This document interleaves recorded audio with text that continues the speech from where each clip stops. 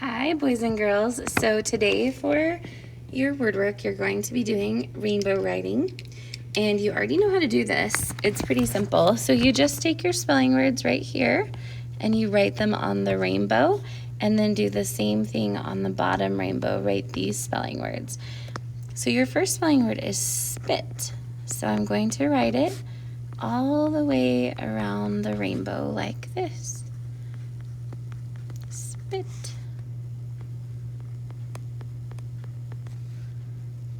Okay, and then I'm going to cross it off.